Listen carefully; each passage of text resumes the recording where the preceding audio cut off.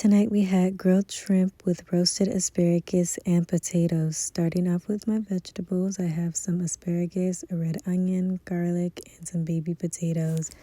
Then I just went ahead and cut the bottoms off of my asparagus, and I thinly sliced my red onion. Once that was all nice and sliced, I set it aside while I went ahead and minced up my garlic and also set that aside.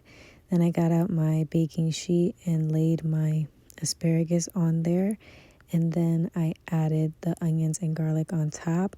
I drizzled that with some avocado oil and the seasonings you see on the screen. Then I went ahead and cut up my baby potatoes into like quarters or eighths, just depending on the size that they were. And I melted some bacon fat in the microwave, put my potatoes on the baking sheet, drizzled them with the oil, and then season them with the seasonings you see on the screen. And I just mixed those up really well and set that aside while I got started on my shrimp.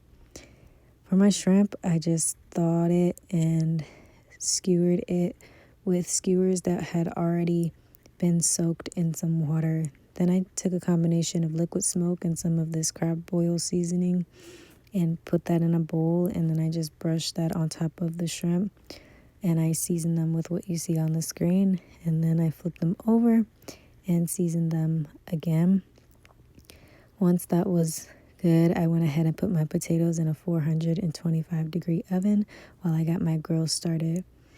I start off by putting my coals in, stack them up, lighter fluid, and wait a little bit. Then I light it on fire, let that burn until the coals get a little ashy. Then I just spread them out, put the grates on top, and then I start grilling my shrimp, which really doesn't take a long time, but I had a lot of shrimp to do, so I just grill them and then flip them over once I get a really good color, and then I take them off, just making sure not to overcook them, and that's what they look like.